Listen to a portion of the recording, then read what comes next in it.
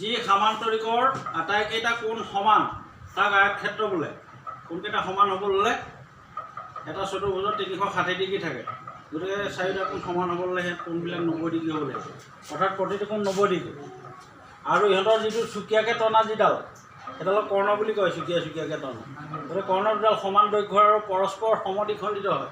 তাৰমানে এইডাল যদি 20 আছে, এইডালে কাটি দিলে এইফালে 10 হ'ব, এইফালে 10 হ'ব। আকৌ এডাল যদি 40 আছে, এইডালে এনেকৈ কাটি দিলে এইফালে 20 হ'ব, এইফালে 20 হ'ব, হয়নে?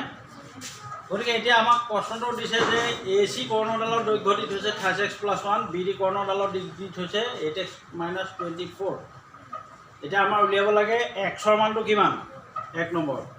2 নম্বৰত উলিয়াব লাগে AC কৰ্ণডালৰ দৈৰ্ঘ্য কিমান সেইটো উলিয়াই ল'ব লাগিব। তাৰপিছত Aৰ পৰা Oলৈ কিমান সেইটো উলিয়াব লাগিব, Bৰ পৰা Oলৈ কিমান সেইটো উলিয়াব লাগিব। গতিকে আমি কি কৰিলোঁ, AC = 30x+1, BD = 8x-24 লিখি ল'লোঁ। গতিকে AO সমান BO সমান কিমান, xৰ মানটো উলিয়াব লাগিবই, x = কিমান সেইটো উলিয়াব লাগিব। গতিকে কৰ্ণডাল যিহেতু BD সমান AC, আমি জানিলোঁ যে সামান্তৰিকৰ কৰ্ণ দুডাল পৰস্পৰ সমান আৰু সমানে দুভাগ হয়, ইডালে সিডালক কাটোতে সমানে দুভাগ হয়। গতিকে BD = AC আছে। BD মান দি থৈছে আমাৰ 8x-24, AC মান দি থৈছে 30x+1। ইয়াৰ পৰা আমি xৰ মানটো উলিয়াব পাৰিম।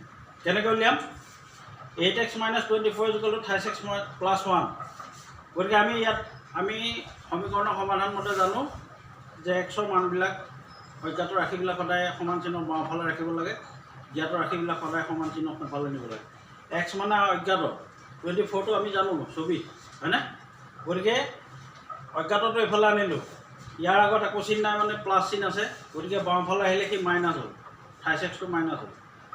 ঠিক তেনেকৈ একটো এক ভাগেই থাকিব, তাৰ আগত প্লাছ চিন আছে। 24টো সোঁফালে গ'লে -24 আছিলে, গতিকে সোঁফালে যেতিয়া গুচি গ'ল সি +24 হৈ গ'ল। গতিকে 8xৰ পৰা 8xৰ পৰা 30x মাইনাছ কৰিলে আমাৰ 5x থাকিলে, = 24 + 1 25 হয়। গতিকে xৰ লগত 5টো পূৰণ হৈ আছে, সোঁফালে গ'লে সি হৰণ হ'ব, গতিকে 25ক 5ৰে হৰণ কৰিব লাগিব। গতিকে = xৰ মানটো আমি 5 পাই গ'লোঁ। xৰ মান ওলাল। এতিয়া আমি কৰ্ণ দুডালৰ মান উলিয়াব লাগিব। কৰ্ণ দুডালৰ মান উলিয়াবলৈ যাওঁতে BD কৰ্ণৰ মানটো দি থোৱা আছে 8x-24।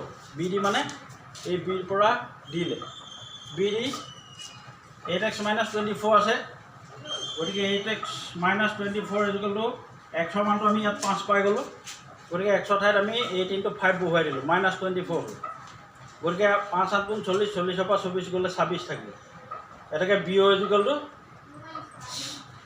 BDডাল যেতিয়া 26 ওলালে, BDডাল যেতিয়া 26 ওলালে, মই কৈছিলোঁ যে সমানে দুভাগ কৰে, ইডালে সিডালক কাটিলে।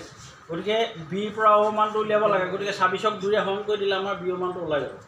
গতিকে BO মানটো আমি কেনেকৈ উলিয়ালোঁ, 26 × 2 = 2 × 26, গতিকে 13 ওলাল। ঠিক তেনেকৈ AC = 30x+1 আমাক দি থৈছে, AC = 30x+1, xৰ মান আমি 5 পাই থৈছোঁ। গতিকে 30x 3 × 5 + 1, 3 × 5 = 15, 15 × 16। AC গোটেইডালৰ মান ইয়াৰ পৰা ইয়ালৈ 16 হ'ল। গতিকে ইয়াৰ এটুকুৰা 8 হ'ব নাই, সমানে দুভাগ হয় বুলি কৈছোঁ। গতিকে AO = 16 × 2 = 8। বুজি পালা? এই তিনিটা কথা আমাক উলিয়াব দিলে যে xৰ মানটো কিমান উলিয়াব লাগে আৰু AOৰ মান কিমান উলিয়াব লাগে, BOৰ মান কিমান উলিয়াব লাগে। গতিকে আমি AO আৰু BOৰ মান উলিয়াবলৈ যাওঁতে প্ৰথমতে AC গোটেইডালৰ মান উলিয়াই ল'লোঁ, লৈ তাক 2ৰে হৰণ কৰি দিলোঁ। হৰণ কৰি দিলত AOৰ মানটো ওলাই গ'ল তোমাৰ 8।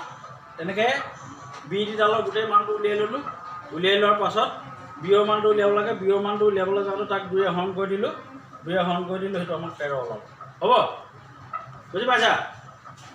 অ'কে, ঠিক আছে।